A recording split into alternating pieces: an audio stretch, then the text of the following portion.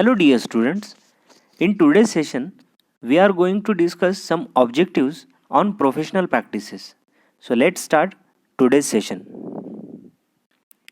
First question, in long wall and short wall method of estimation, the length of long wall is the center to center distance between the walls and option A, breadth of wall, B, half breadth of wall on each side, C, 1/4 breadth of wall on each side and D, none of these. तो जैसे कि हमें पता है long wall short wall method में length of long wall कैसे निकालते हैं, centre to centre distance between the walls plus half the width of wall on each side. तो ऑप्शन बी हमारा करेक्ट है. Second question, pick up the incorrect statement from the following. तो इस question में हमें इनकरेक्ट स्टेटमेंट चूज करना है. तो पहला स्टेटमेंट है the bent up bars at support resist the negative bending moment. तो ये करेक्ट स्टेटमेंट है. जैसे कि बेंट अप बार्स सपोर्ट पे नेगेटिव बेंडिंग मोमेंट कैरी करते हैं, सपोर्ट करते हैं. नेक्स्ट स्टेटमेंट है the bent up bars at support resist the shearing force. तो वहाँ पे जो शेयरिंग फोर्स रहता है तो वो भी कैरी करते हैं हमारे बेंट अप बार्स. तीसरा स्टेटमेंट है the bending of bars near the support generally at 45 degree. और जो बार्स वहाँ पे प्रोवाइड करते हैं तो उनको 45 डिग्री में बेंड करते हैं. तो ये करेक्ट स्टेटमेंट है ए बी सी. तो हमें इसमें से इनकरेक्ट स्टेटमेंट चुनना है. तो हमारा ऑप्शन डी बराबर है, none of this. Next one, while estimating a reinforced cement structure that is RCC, the omitted cover of concrete is assumed. तो इस क्वेश्चन में हमें जो कवर प्रोवाइड करते हैं रिस्पेक्टिव स्ट्रक्चरल मेंबर के लिए उसको चूज करना है. तो ऑप्शन ए में देखिए at the end of reinforcing bar not less than 25 mm और ट्वाइस द डायमीटर ऑफ बार. तो जैसे कि एक आधा स्ट्रक्चरल मेंबर आपका एंड होता है तो वहाँ पे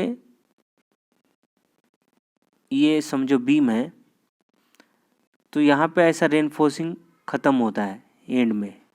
तो ये जो कवर है एंड कवर, तो ये 25 होना चाहिए या जो भी डायमीटर आप प्रोवाइड करने वाले हैं तो उसके ट्वाइस में ये डिस्टेंस होना चाहिए. तो ऐसा ही प्रोवाइड करते हैं हम आरसीसी में. नेक्स्ट ऑप्शन है इन थिन स्लैब 12 mm मिनिमम और diameter of that bar whichever is more. तो थिन स्लैब में हम 12 mm मिनिमम कवर प्रोवाइड करते हैं या जो भी डायमीटर प्रोवाइड करते हैं वहाँ पे. तो इन दोनों में से जो भी बड़ा है तो उसको हम प्रोवाइड करते हैं एज अ कवर. तो ये भी बराबर है. Option C, for reinforcing longitudinal bars in a beam 25 mm और diameter of the largest bar whichever is more. तो बीम में हम 25 mm का कवर प्रोवाइड करते हैं या जो भी डायमीटर है इन दोनों में से जो भी बड़ा है तो उसको हम लॉन्जिट्यूडनल बार के लिए उतना कवर प्रोवाइड करते हैं. तो ये भी बराबर सेंटेंस है. तो ऑप्शन डी जो है वो हमारा बराबर है क्योंकि तीनों सेंटेंस बराबर है. Next one, the expected turn out of brick work in cement mortar in foundation and plinth per mason per day is option A 1 metre cube, B 1.25 metre cube, C 1.5 metre cube and D 1.75 metre cube. तो outturn मतलब क्या है? आउटटर्न मतलब एक आधा mason है तो वो पर डे ब्रिक वर्क का काम कितना करता है या कितना करना चाहिए. तो एज़ पर एनबीसी हमको पता है कि ये जो मेसन है तो फाउंडेशन और प्लिंथ का जो भी ब्रिक वर्क है तो वो 1.25 मीटर क्यूब इतना उसका आउटटर्न रहना चाहिए for brick work in foundation and plinth. तो ऑप्शन बी हमारा करेक्ट है, 1.25 metre cube. Next one, the expected outturn of half brick partition wall per mason per day is option A 1.5 metre cube, B 2.0 metre cube, C 4.0 metre cube and D 5.0 metre cube. तो normally half brick partition wall का जो thickness रहता है तो वो 10 centimetre रहता है। तो इसका जो टर्न आउट है ब्रिक वर्क का, हाफ ब्रिक पार्टीशन वॉल का जो टर्न आउट है पर मेसन एज पर एनबीसी वो 5.0 मीटर स्क्वायर रहता है। तो हमारा ऑप्शन डी बराबर है।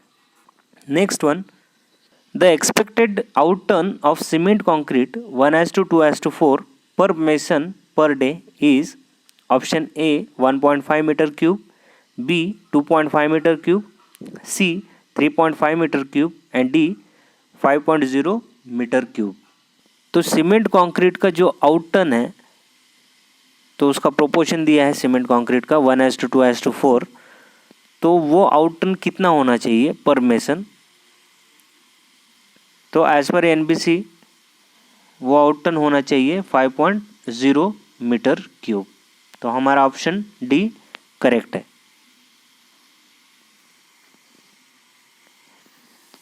Next one, the expected outturn of 12 mm plastering with cement mortar is option A 2.5 square metre, B 4.0 square metre, C 6.0 metre square, D 8.0 metre square. तो plastering के लिए पर मेसन आपका आउटटर्न होना चाहिए 8.0 मीटर स्क्वायर। तो हमारा ऑप्शन डी करेक्ट है। Next one, the expected outturn of 2.5 centimetre concrete floor per mason per day, option A 2.5 square metre, B 5.0 square metre, C 7.5 square metre and D 10 square metre.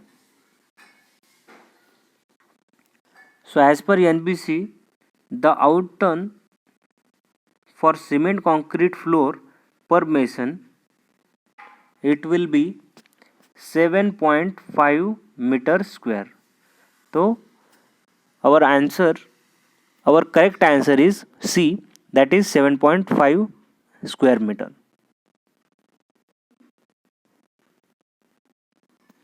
Next one, the expected outturn for earthwork in excavation in ordinary soil per mazdoor per day is option A 1 cubic meter, B 2 cubic meter, C 3 cubic meter and D 4 cubic meter। Earthwork in excavation के लिए for ordinary soil उसका आउटटर्न रहता है 3 cubic metre, 3 cubic meter. So our answer is C, 3 cubic meter.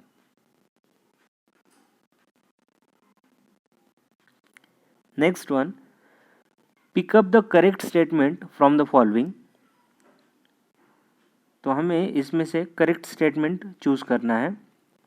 In order to check up the average depth of the excavation, dead mans are left at the mid width of the borrow pits. B, the earthwork calculation in excavation is made from the difference in levels obtained with the level.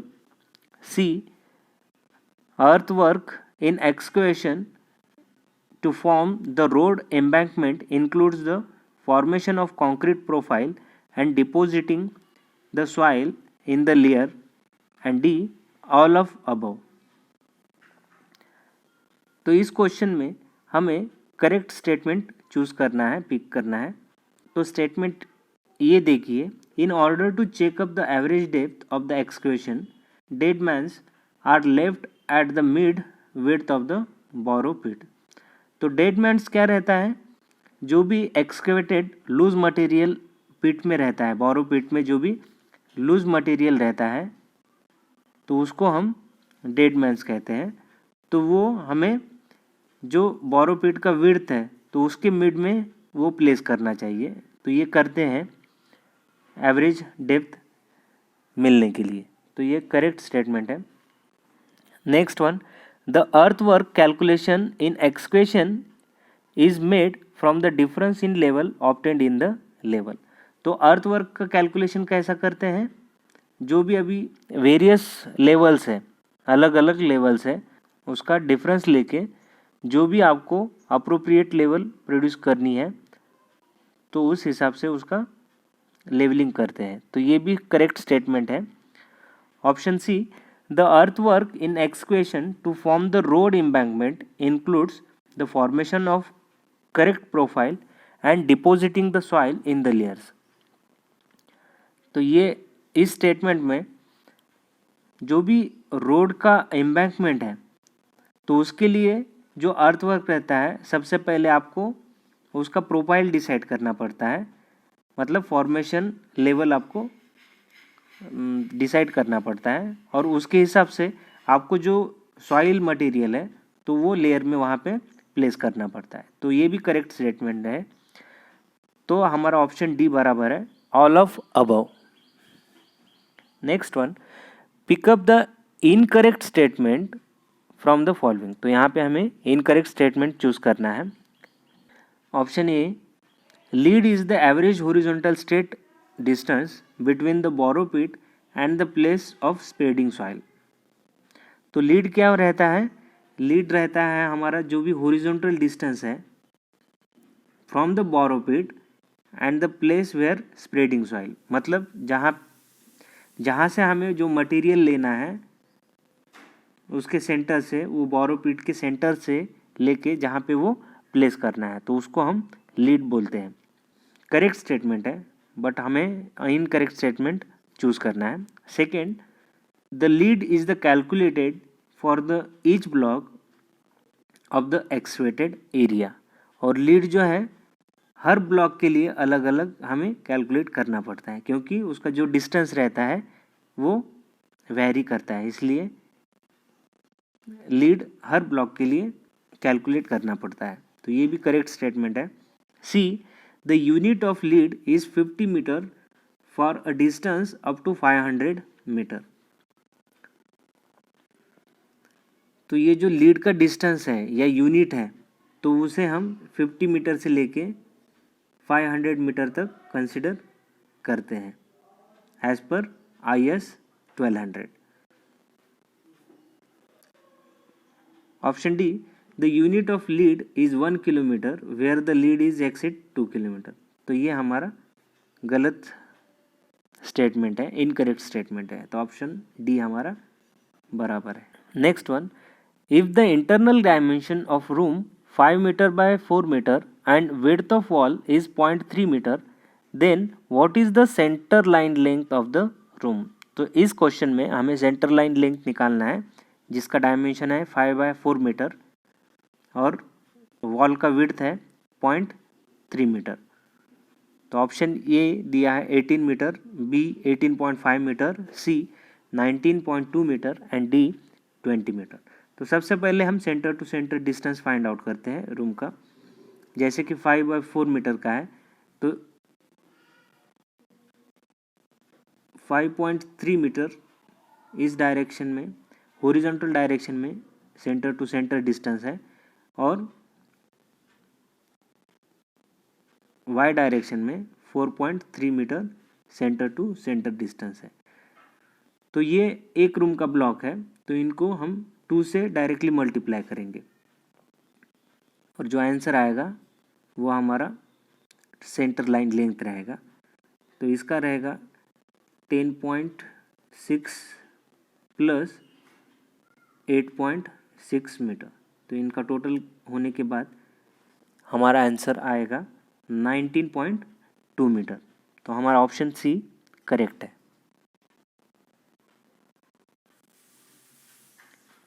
Next one, if the internal dimension of room 5 metre by 4 metre and width of wall is 0.23 metre, then what is the length of long wall.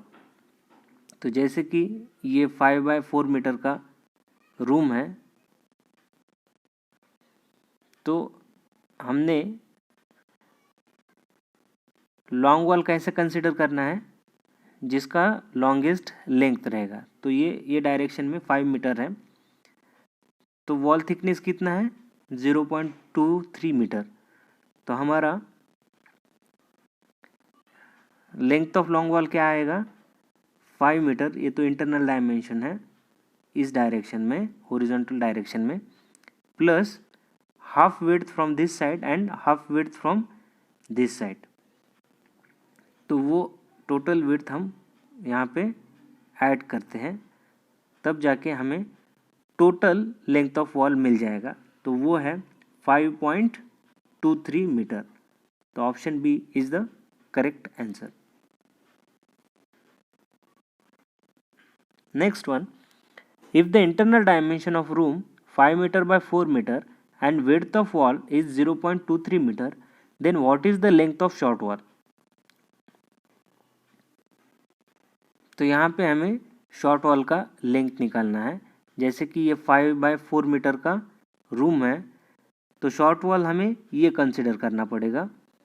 तो इसका short wall का length हमें find out करना है। तो short wall का length कैसे find out करेंगे, ये है आपका 4.23 सेंटर टू सेंटर डिस्टेंस। तो centre to centre distance minus half width from this side and half width from this side, so it will be 4.0 metre. तो ऑप्शन सी हमारा बराबर है।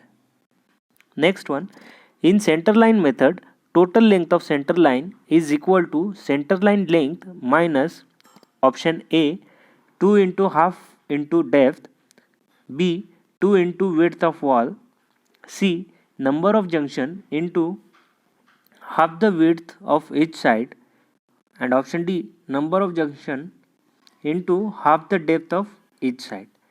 तो हमें सेंटर लाइन लेंथ निकालने के लिए क्या फॉर्मूला है वो पता है, that is it is equal to centre line length minus number of junction into half the width of each side, half the width of each side. तो option C is the correct answer। And last one, in long wall short wall method the length of short wall is equal to option A total center length minus width of wall on each side, B center to center distance of long wall minus half the width of wall on each side, C center to center distance of short wall plus half the width of wall on each side, and D center to center distance of short wall minus half width of wall on each side। तो option D is the correct answer, that is centre to centre distance of short wall minus half the width of wall on each side.